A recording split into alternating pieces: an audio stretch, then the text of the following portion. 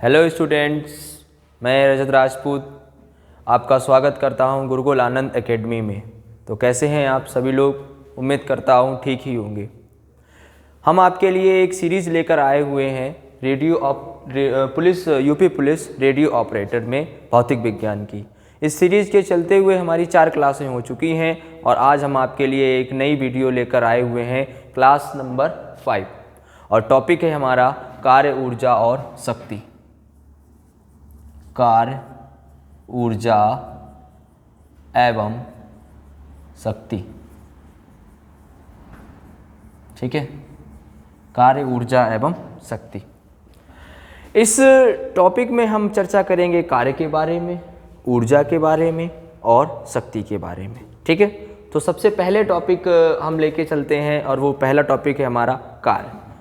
सबसे पहले क्वेश्चन ये बनेगा, कार्य क्या है, कार्य किसे कहते हैं, वगैरह वगैरह वाली चर्चा करेंगे। तो पहला टॉपिक पड़ेगा हमारा कार्य। सभी लोग हेडिंग डालेंगे। बाकी जो पीछे 4 क्लासों के वीडियो जिन्होंने नहीं देखे हैं तो वो क्लास में नीचे डिस्क्रिप्शन में लिंक में ऐड कर दिए गए हैं, वहाँ जाके आप चारों क्लासों को देख सकते हैं। पहला टॉपिक है शुद्ध मापन और मापन पद्धति, दूसरे में सदिश और 2 क्लासें सदिश की हैं, और तीसरा जो क्लास है वो बल और मात्रक के बारे में है, क्योंकि जब तक हम बल नहीं पढ़े होंगे तब तक हम कार्य की चर्चा नहीं कर सकते, है ना। तो कार्य क्या है कि कार्य करने के लिए हमें जाहिर सी बात है किसी न किसी बल की आवश्यकता पड़ती है, क्योंकि जब तक हमारे पास बल नहीं होगा तब तक हम कार्य कैसे करेंगे, है ना। तो कार्य की परिभाषा क्या है? किसी वस्तु द्वारा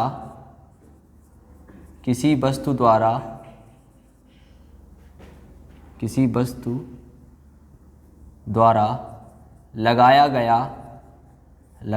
गया बल, किसी वस्तु द्वारा लगाया गया बल और बल ही द्वारा ही विस्थापन हुआ होगा, और उसमें हुए विस्थापन के गुणनफल को कार्य कहते हैं।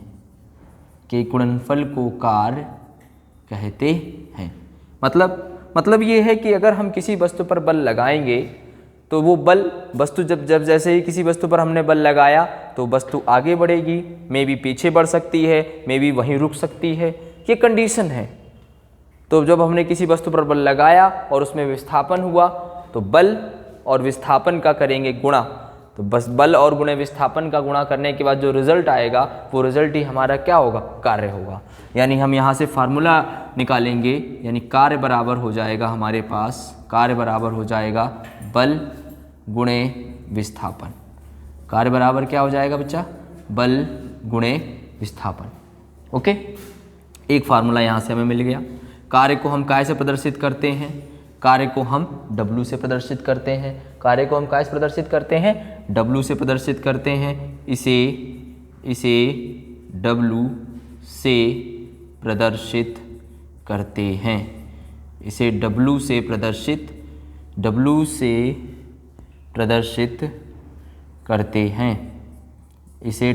प्रदर्शित करते हैं। यानी W बराबर हो जाएगा वर्क एंड बल है F फोर्स, और गुणे विस्थापन है डिस्प्लेसमेंट, इसको इंग्लिश में डालेंगे D, यानी F बराबर हो जाएगा F इंटू D। अगर हम इसके मात्रक की चर्चा करेंगे तो मात्रक क्या हो जाएगा हमारा? मात्रक देखिए, बल का मात्रक क्या है? न्यूटन है। बल का मात्रक क्या है? न्यूटन है, अच्छी बात है। और विस्थापन, कोई भी विस्थापन है, दूरी ही तो एक प्रकार का, उसका मात्रक क्या हो जाएगा? न्यूटन और मीटर, यानी मात्रक हो जाएगा न्यूटन मीटर। लेकिन इससे संतुष्टि नहीं मिली वैज्ञानिकों को, उन्होंने क्या किया? इसका SI पद्धति मान निकाला, तो इसका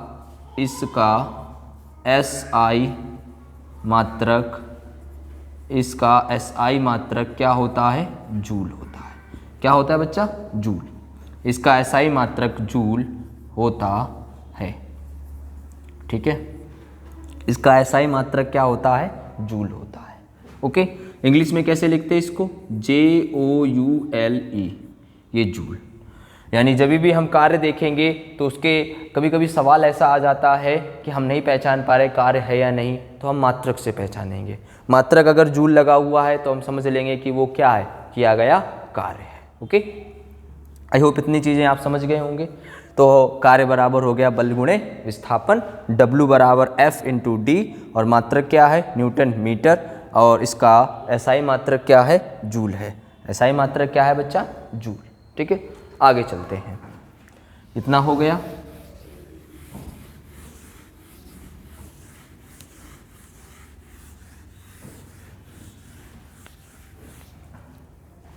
आगे दूसरी हेडिंग पड़ेगी कार्य के प्रकार। कार्य के प्रकार, कार्य के प्रकार। ठीक है, तो अगर हम आधारभूत संरचना के आधार पर देखें तो कार्य 3 प्रकार के होते हैं। कार्य कितने प्रकार के होते हैं? 3 प्रकार के होते हैं। ठीक है, तो कितने यहाँ पर लिखेंगे? ये 3 प्रकार के होते हैं। कार्य कितने प्रकार के होते हैं? 3 प्रकार के होते हैं। कार्य कितने प्रकार के होते हैं? हमने कहा सर कार्य 3 प्रकार के होते हैं। पहला टाइप धनात्मक कार्य। पहला टाइप कौन सा? धनात्मक कार्य। और दूसरा टाइप ऋणात्मक कार्य। ऋणात्मक कार्य। और तीसरा टाइप है शून्य कार्य। शून्य कार्य। ठीक है, तो धनात्मक कार्य, फिर ऋणात्मक कार्य, एंड थर्ड शून्य कार्य। धनात्मक कार्य क्या है? इंग्लिश में बोलते हैं पॉजिटिव वर्ग, नेगेटिव वर्ग, जीरो वर्ग, है ना। पॉजिटिव वर्ग क्या है कि जब हम किसी वस्तु पर बल लगा रहे हैं, जब हम किसी वस्तु पर बल लगा रहे हैं और उसमें हुए विस्थापन, जैसे हमने बल लगाया और उसमें विस्थापन हुआ, जैसे हमने ये कहा कि हमारे पास ये एक बॉक्स है और हमने इसके ऊपर इधर तरफ बल लगाया, कितना? F, और इसमें विस्थापन हुआ, तो जब लगाया गया बल और उसमें हुए विस्थापन में जो कोण है वो न्यून कोण हो, जो बनने वाला कोण है वो कैसा हो? न्यून कोण हो, तो हम उसको क्या बोलेंगे? तब हम बोलेंगे उसको कि किया गया कार्य कैसा होगा? धनात्मक होगा, है ना। यानी कैसे पहचानेंगे बच्चा? पहचानेंगे कि लगाया गया बल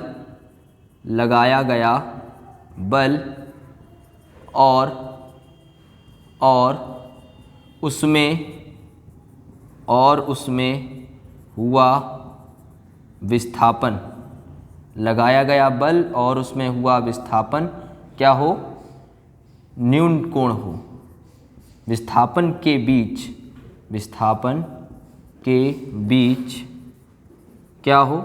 न्यून कोण हो। ठीक है, तो वो किया गया कार्य क्या हो जाएगा? धनात्मक कार्य हो जाएगा।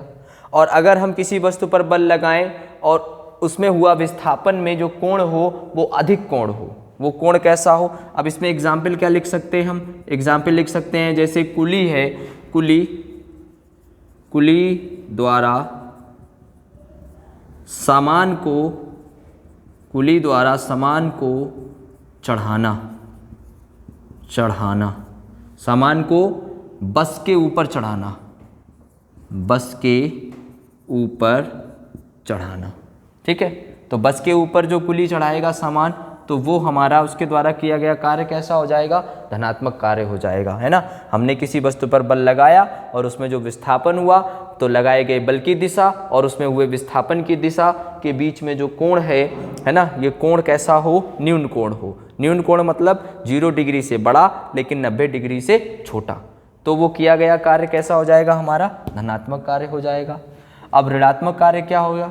ऋणात्मक कार्य होगा कि लगाया गया बल और उसमें हुआ विस्थापन, लगाया गया बल और उसमें हुआ विस्थापन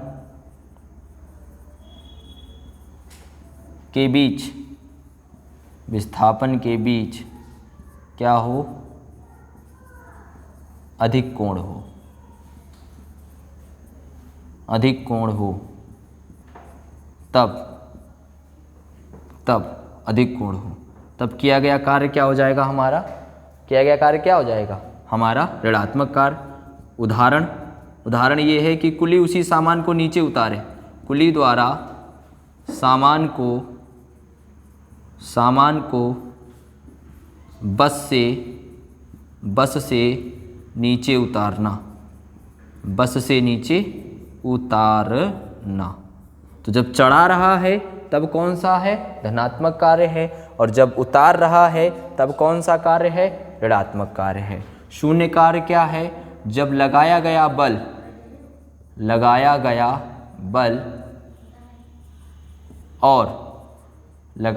बल और उसमें हुआ विस्थापन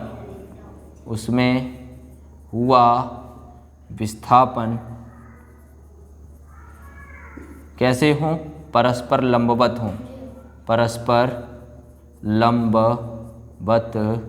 हों, है ना। यानी जब हम जो है, ये हो गया ऋणात्मक कार्य और ये हो गया शून्य कार्य। यहाँ पर लगाए गए बल और उसमें विस्थापन के बीच में कैसा हो, न्यून कोण हो। ये कौन सा कोण है, न्यून कोण है। और यहाँ पर लगाया गया विस्थापन और उसमें हुआ विस्थापन, लगाया गया बल और उसमें हुआ विस्थापन के मध्य में जो कोण हो वो कैसा हो, अधिक कोण हो। कैसा कोण हो बच्चा, अधिक कोण हो। ठीक है, तो हम उसको बोलेंगे ऋणात्मक कार्य। और हम किसी वस्तु पर बल लगा रहे और उसमें विस्थापन हो और बीच में कोण कितना हो, 90 डिग्री, समकोण हो। कौन सा कोण हो, समकोण। तो हम कहेंगे उसके द्वारा किया गया कार्य शून्य होगा। जैसे अगर कोई भी व्यक्ति सामान को अपने ऊपर रखकर जो है, तो वो बल तो ऊपर की तरफ लगा रहा है लेकिन चल किधर रहा है, आगे। यानी बल ऊपर लगाया और जा रहा आगे, तो ये 90 डिग्री एंगल है कि नहीं है, तो उसके द्वारा किया गया कार्य शून्य हो जाएगा। लेकिन आप ये खुली से मत कहना कि देखो भैया तुमने जो है काम किया है शून्य तो तुम्हारा कोई रुपये नहीं हुआ। भैया वो उसका मेहनताना है, वो तो तुम्हें देना ही पड़ेगा। उसको फिजिक्स मत समझाने लग जाना, नहीं तो वो तुम्हें अच्छे से फिजिक्स कर देगा, तुम्हें पूरी तुम्हारी फिजिक्स ही निकाल देगा, है ना। तो ये धनात्मक कार्य, ऋणात्मक कार्य और क्या हो जाएगा हमारा, शून्य कार्य हो जाएगा। ठीक है, इसको आप लिख लीजिए जल्दी से।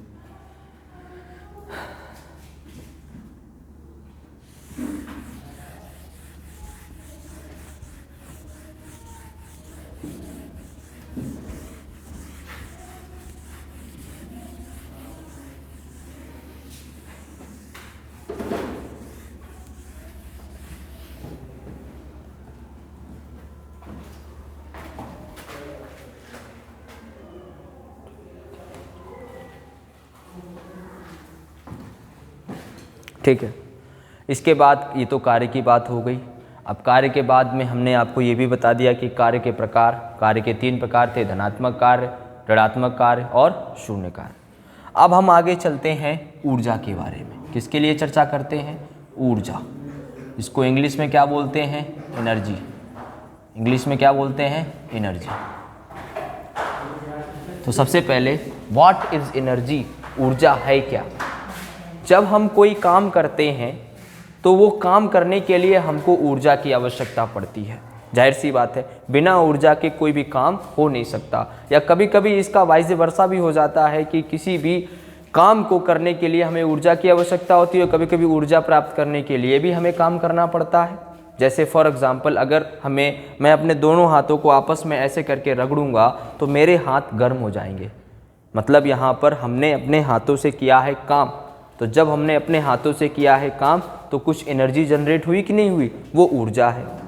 और कभी कभी किसी मशीन को चलाने के लिए हमें ऊर्जा देनी पड़ती है, तब वो काम होगा। यानी कार्य और ऊर्जा एक दूसरे के समरूप हैं। ऐसा नहीं कहा जा सकता कि कार्य है तो ऊर्जा नहीं है या ऊर्जा है तो कार्य नहीं, दोनों ही एक दूसरे के समरूप हैं। हमें कार्य अगर है तो ऊर्जा भी होगी और अगर ऊर्जा है तो कार्य भी होगी। ठीक है, यानी किसी ऊर्जा की डेफिनेशन क्या हो जाएगी, किसी काम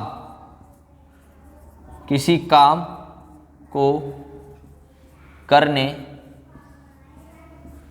के लिए करने की क्षमता क्या कहलाती है, ऊर्जा कहलाती है।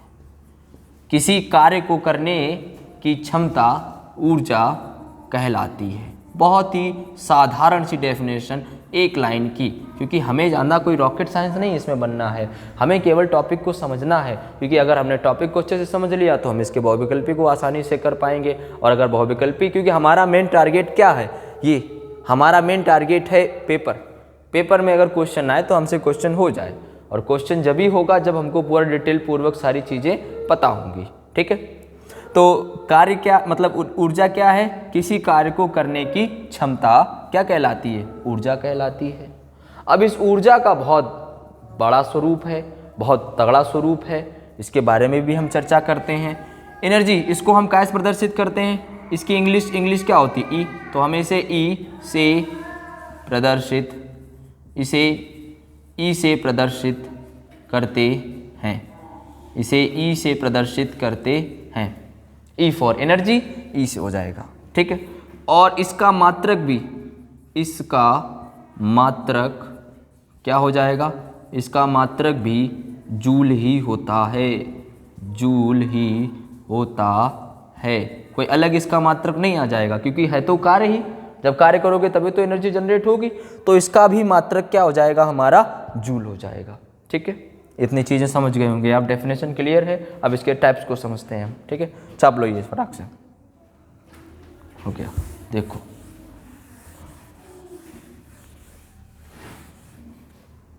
सबसे पहले जब जैसे जैसे फिजिक्स की खोज होती गई वैसे वैसे एकदम से नहीं आया कि ये ऊर्जा। शुरुआत में सबसे पहले ऊर्जा के बारे में चर्चा हुई, और सबसे पहले आई यांत्रिक ऊर्जा। कितने प्रकार की आई, यानी सर्वप्रथम जो ऊर्जा है वो कौन सी ऊर्जा आई, यांत्रिक ऊर्जा, है ना। अब यांत्रिक ऊर्जा क्या है, यांत्रिक ऊर्जा है किसी भी, इसमें देखो नाम में ही डेफिनेशन छुपी हुई होती है। आप ध्यान से देखो, यांत्रिक ऊर्जा, यांत्रिक मतलब यंत्र, यानी कोई भी यंत्र या कोई भी मशीन की जो ऊर्जा है वो क्या कहलाएगी, यांत्रिक ऊर्जा। यानी किसी, यहाँ से डेफिनेशन हो जाएगी, किसी यंत्र की ऊर्जा को, किसी यंत्र की ऊर्जा को यांत्रिक ऊर्जा कहते हैं, किसी यंत्र की ऊर्जा को यांत्रिक ऊर्जा कहते हैं। ठीक है, यानी किसी यंत्र की जो ऊर्जा होगी उसे हम क्या बोलेंगे, यांत्रिक ऊर्जा। और ये यांत्रिक ऊर्जा दो हिस्सों में बटी हुई है, यानी यहाँ पर क्या है, यांत्रिक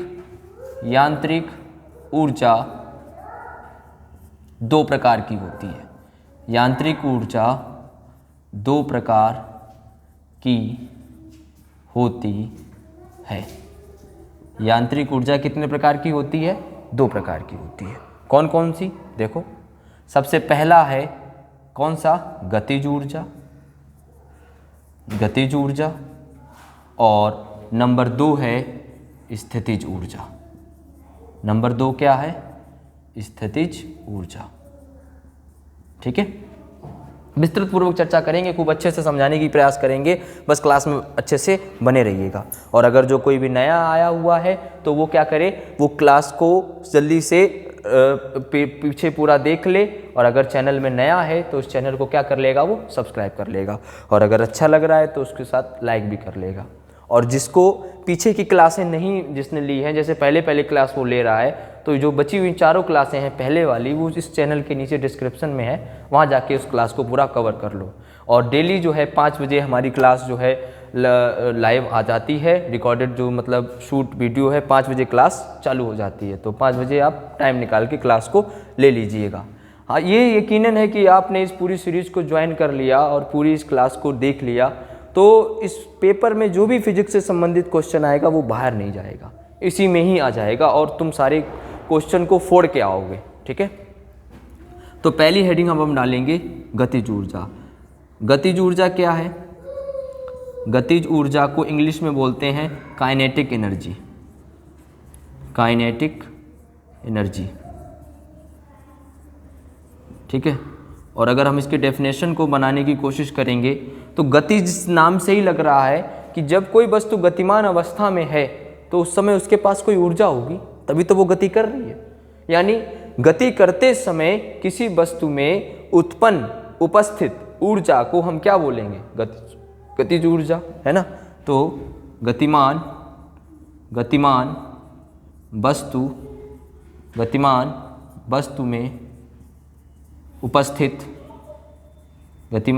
वस्तु में उपस्थित ऊर्जा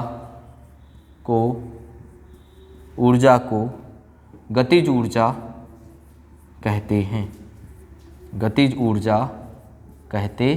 हैं। या हम ऐसे भी उसको डेफिनेशन को बना सकते थे कि जब कोई वस्तु गतिमान अवस्था में होती है तो उस समय उसमें संचित ऊर्जा को हम क्या बोलते हैं? गतिज ऊर्जा बोलते हैं। हमने किसी वस्तु को फेंक दिया, वो गति कर रही है, तो जब गति करेगी तो कुछ ना कुछ एनर्जी को जनरेट करेगी, नहीं करेगी? वो एनर्जी ही उसकी क्या कहलाती है? गतिज ऊर्जा कहलाती है। और इसे हम काय से प्रदर्शित करते हैं बच्चा? इसे के से प्रदर्शित करते हैं। इसे के से प्रदर्शित करते हैं। कैसे क्यों प्रदर्शित करते हैं? क्योंकि K4 होता काइनेटिक एनर्जी, है ना। और इसका रिजल्ट हम लिख रहे हैं। डेरिवेशन तुम्हारे में ज़्यादा जरूरी है नहीं, तुम्हारे में केवल टॉपिक और उसका नाम और उसका थोड़ा परिचय, बस इतना ज़रूरी है। तो गतिज ऊर्जा बराबर हो जाएगा हमारा, गतिज ऊर्जा बराबर मतलब K बराबर हो जाएगा ½ mv², है ना, ½ mv², ठीक है। यानी K बराबर 1/2 और m क्या है बच्चा? द्रव्यमान है सर, और ये क्या है? वेग का कर देना है स्क्वायर, ठीक है।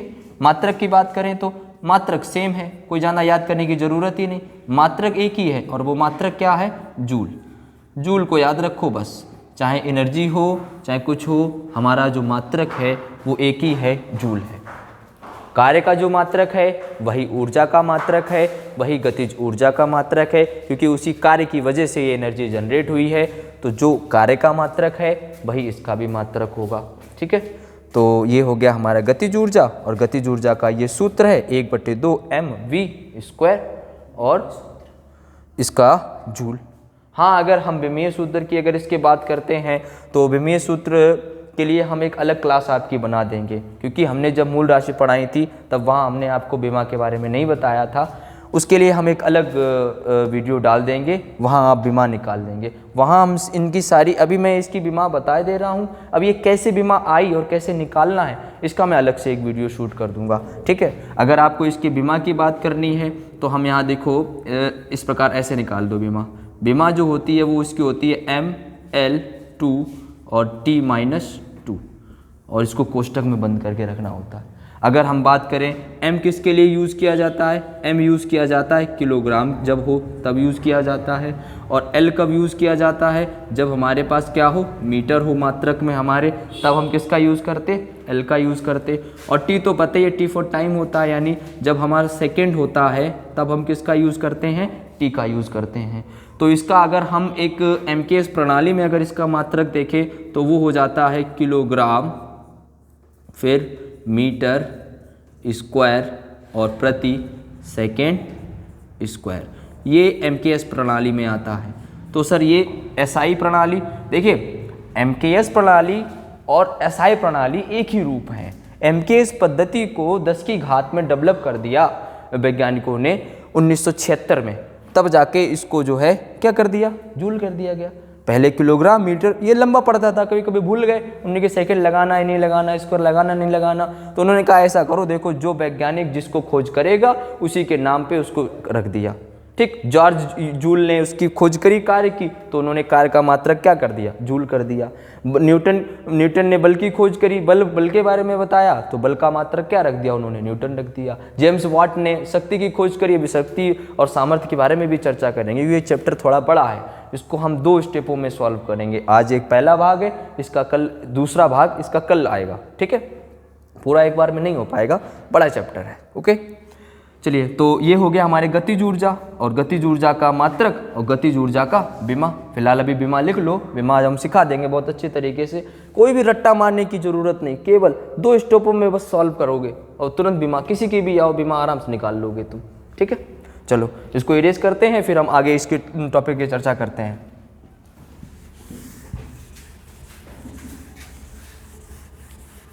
तो अगला स्थितिज ऊर्जा। स्थितिज ऊर्जा। अब ये स्थितिज ऊर्जा क्या, जैसे अभी गतिज ऊर्जा थी कि जब किसी वस्तु को हमने गतिमान कर दिया तो उसमें संचित ऊर्जा क्या कहलाती, गतिज ऊर्जा। तो ठीक वैसे ही किसी वस्तु की स्थिति, विन्यास, आकृति के कारण उसमें जो ऊर्जा विद्यमान है उसको हम क्या बोलेंगे, स्थितिज ऊर्जा। यानी डेफिनेशन क्या हो जाएगी, किसी वस्तु की आकृति, आकार लिख लो, आकार कॉमा अभिविन्यास और यहाँ स्थिति के कारण कार्य करने की जो क्षमता निहित होती है, जो क्षमता निहित का मतलब होता है इकट्ठा, संचित, निहित होती है, क्या कहलाती है, स्थितिज ऊर्जा कहलाती है, स्थितिज ऊर्जा कहलाती है। ठीक है। अब दो स्वरूप हैं, एक तो हमने बताया गतिज ऊर्जा, दूसरा बताया स्थितिज ऊर्जा, और ये दोनों किसके स्वरूप हैं, यांत्रिक ऊर्जा के। अब ये स्थितिज ऊर्जा भी 5 प्रकार की होती है ना। ऐसा नहीं कि केवल गतिज ऊर्जा के तो प्रकार नहीं है, क्योंकि वहाँ हमें एनर्जी केवल स्लो में चाहिए थी या फास्ट में चाहिए थी, लेकिन स्थितिज ऊर्जा के भी प्रकार है, और वो हमारी जो फिजिक्स है, नूतन फिजिक्स है, उसके अकॉर्डिंग जो है 4 हैं, लेकिन अगर आप एक्टिव या अगर भटनागर की किताब लेंगे तो उसमें 5 मिलेंगे। कुल मिला के ओवरऑल ये कितने प्रकार की होती है, 5 प्रकार की होती है। यानी यहाँ पर लिखेंगे पोटेंशियल एनर्जी, स्थितिज ऊर्जा कितने प्रकार की होती है बच्चा, 5 प्रकार की। केवल इनके बारे में चर्चा करेंगे, इनके बारे में डेफिनेशन नहीं लिखानी हमें। स्थितिज ऊर्जा 5 प्रकार की होती है। ठीक है। पहला है गुरुत्वीय स्थितिज ऊर्जा, गुरुत्वीय स्थितिज ऊर्जा। दूसरा है वैद्युत स्थितिज ऊर्जा, वैद्युत स्थितिज ऊर्जा। तीसरा है प्रत्यास्थ स्थितिज ऊर्जा। चौथा है चुंबकीय स्थितिज ऊर्जा। और 5वां है रासायनिक स्थितिज ऊर्जा। ठीक है। ये 5 प्रकार की ऊर्जाएं होती हैं स्थितिज ऊर्जा के। स्थितिज ऊर्जा कितने प्रकार की होती है, 5 प्रकार की। अच्छा, स्थितिज ऊर्जा को हम प्रदर्शित काय से करते हैं, U से प्रदर्शित करते हैं ना, यानी इसे U से प्रदर्शित करते हैं, U से प्रदर्शित करते हैं। जबकि इसकी इंग्लिश होती है पोटेंशियल, लेकिन इसको हम U से प्रदर्शित करते हैं। ठीक है। लैटिन भाषा में उसका अलग नाम होता है, इस वजह से उसको U से प्रदर्शित करते हैं, लेकिन ज़्यादातर फिजिक्स में जितनी भी हमारी राशियाँ होती हैं उनको इंग्लिश के फर्स्ट कैपिटल से डिनोट करते हैं। ठीक है। तो गुरुत्वीय स्थितिज ऊर्जा, वैद्युत स्थितिज ऊर्जा, प्रत्यास्थ स्थितिज ऊर्जा, चुंबकीय स्थितिज ऊर्जा और रासायनिक स्थितिज ऊर्जा, ये तब यूज करी जाती है। गुरुत्वीय स्थितिज ऊर्जा क्या है, अगर हम किसी कण को पृथ्वी तल से ऊपर उठा लें, ठीक है, तो उसमें जब हमने पृथ्वी तल से ऊपर उठाया, पृथ्वी तो किसी चीज़ को अपनी ओर आकर्षित कर रही, हर एक चीज़ को अपनी ओर आकर्षित कर रही, तो उसके द्वारा पृथ्वी तल से जो h ऊंचाई पर उसे उठाया है उसमें जो संचित ऊर्जा हुई है उसको हम बोले गुरुत्वीय स्थितिज ऊर्जा। वैद्युत स्थितिज ऊर्जा हम यूज़ करते हैं विद्युत में, जब हम आपको इलेक्ट्रिसिटी पढ़ाएंगे तब हम इसकी चर्चा कर लेंगे विद्युत स्थितिज ऊर्जा की।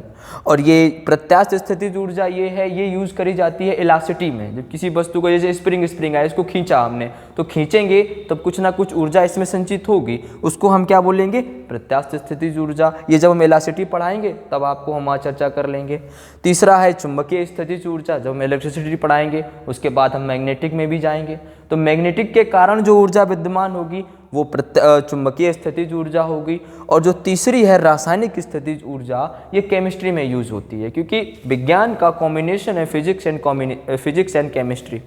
तो केमिस्ट्री में जो अणु होते हैं, परमाणु होते हैं, उनके मध्य जो आकर्षण की वजह से जो बंध बनता है, उस बंध में भी एक ऊर्जा विद्यमान होती है जिसे हम बोलते हैं रासायनिक स्थितिज ऊर्जा। अभी इस चैप्टर के लिए जो इम्पोर्टेंट है वो पहले ही है, और वो पहली क्या है, गुरुत्वीय स्थितिज ऊर्जा। हम केवल अभी इसके बारे में पढ़ेंगे, बाकी चारों के प्रकार हम पूरा जो सीरीज हमारी कंप्लीट होगी, चारों को बारी बाई बारी हम सबको पढ़ लेंगे, ठीक है। तो अभी हमारे लिए जो इम्पोर्टेंट है वो पहली है, और वो कौन है, गुरुत्वीय स्थितिज ऊर्जा, ठीक है। तो इसको हम लिखते हैं, इसी की डेफिनेशन हम यहाँ पर लिख रहे हैं। क्या है कि अब ये है क्या, हमने किसी भी वस्तु को ऊपर उठाया, चाहे भले कोई भी चीज़ हो, बस उसका द्रव्यमान होना चाहिए। अगर उसमें द्रव्यमान m है और हमने उसको पृथ्वी तल से h ऊंचाई ऊपर उठाया है, तो उसमें उस द्रव्यमान या भार की वजह से कुछ ऊर्जा संचित हो जाती है, जिसे हम बोलते हैं गुरुत्वीय स्थितिज ऊर्जा, है ना। यानी पृथ्वी तल से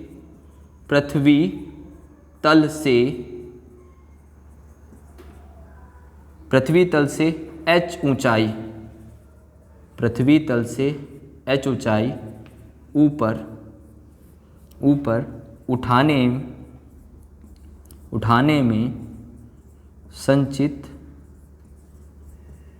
ऊर्जा क्या कहलाती है, गुरुत्वीय। केवल गा बना के बिंदी रख दिया, इसका मतलब गुरुत्वीय है। गुरुत्वीय स्थितिज ऊर्जा कहलाती है, गुरुत्वीय स्थितिज ऊर्जा कहलाती है।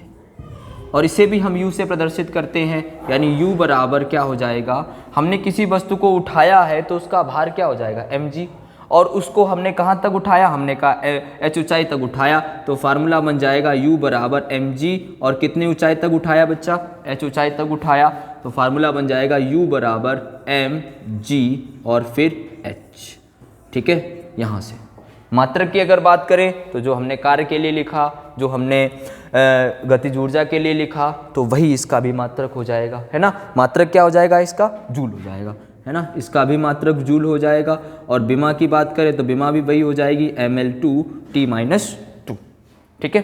तो ये लिख लेंगे फटक से।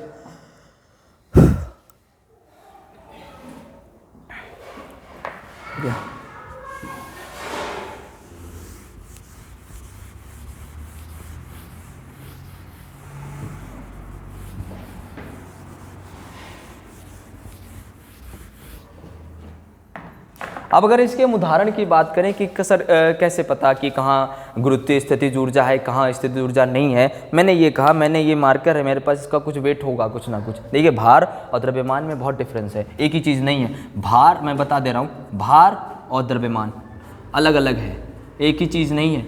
भार, द्रव्यमान को इंग्लिश में बोलते हैं मास, ठीक है, जबकि भार को इंग्लिश में हम बोलते हैं वेट, है ना। ये जो वेट है, ये दो चीज़ों से मिलकर बनाने का भार बराबर होता है mg। m मतलब द्रव्यमान और g फॉर गुरुत्वीय त्वरण।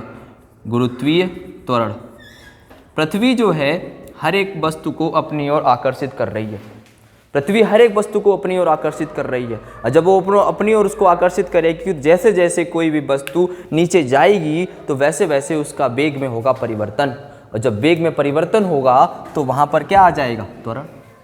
यानी मास जो द्रव्यमान है किसी वस्तु, जितना इसको बनाने में जितनी वस्तुओं की आवश्यकता पड़ी है, ये उसका कहलाता है द्रव्यमान। तो द्रव्यमान जो है ये कभी चेंज नहीं होता है, हमेशा एक जैसा रहता है, हमेशा एक समान, कभी नहीं बदलता, ठीक है। लेकिन ये चेंज हो जाता है, कौन, भार, क्योंकि जगह जगह पे हर एक ग्रह का अपना एक गुरुत्वीय त्वरण होता है। तो जैसे जैसे जहाँ जाएंगे वैसे वैसे ये बदल जाता है ना। जो तुम्हारा भार जो है क्या हो जाता है, बदल जाता है। द्रव्यमान नहीं बदलता, चाहे ब्रह्मांड में किसी भी ग्रह पर चले जाइए आप, उसका द्रव्यमान वही रहता है, बदलता क्या है, भार, ठीक है। भार में चेंज आता है, ना कि द्रव्यमान में चेंज आएगा, ठीक है।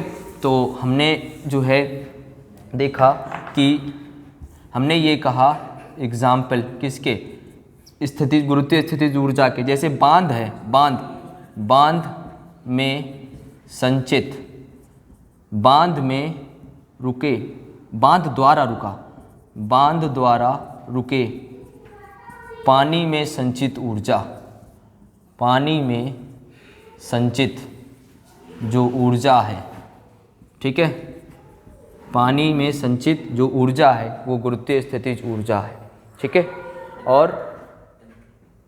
और जैसे तुमने देखा होगा आस पड़ोस टंकी देख रहे होगे, जो पानी की टंकी होती है, ठीक है, तो एक तो ये हो जाएगा, दूसरा क्या हो जाएगा, पानी की टंकी में संचित ऊर्जा, पानी की टंकी में पानी द्वारा संचित ऊर्जा, पानी द्वारा। और मुझे ये बताओ फटाक से, और कौन कौन सी ऐसी ऊर्जा है जिसमें गुरुत्वीय स्थितिज ऊर्जा का यूज़ करते हैं, जल्दी से इसको कमेंट करके बताओ मुझे, ठीक है। जो मैं भूल गया हूँ बताइए आप मुझको कमेंट करके फटाक से, जिनको भी पता हो, ठीक है। चलिए, तो आई होप आज जो हमने पढ़ाया वो आपको समझ में आया होगा। और अगर इसको थोड़ा जल्दी किसी को लगा है तो वो क्लास को दोबारा से चालू करके फिर से उसको देख ले। जो भी इसमें टॉपिक रह गए हैं, अगर उसमें किसी को संबंधित कोई डाउट है तो कमेंट सेक्शन में उसको लिख देंगे। और अगर हमारी क्लास को पसंद आया हुआ है और जो पहली बार चैनल में आया हुआ है उस चैनल को क्या कर ले, सब्सक्राइब कर ले।